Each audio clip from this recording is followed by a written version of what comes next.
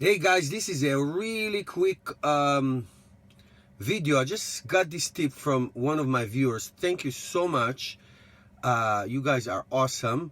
I talked about the other day in the snowstorm about the fact that the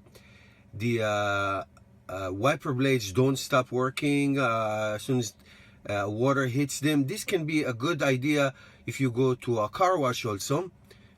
If you want to disable your wipers. So basically they are on auto, and there's all these level. One, here we go, they're working. Two, you see what I mean? So if you put them on auto, like I just did, if you put them on auto, they will be on auto.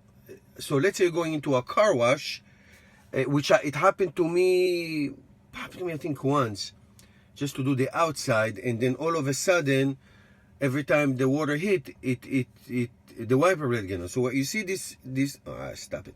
You see this little blue thingy? If you press and hold it for a second, it's off. Holy crud, it's off.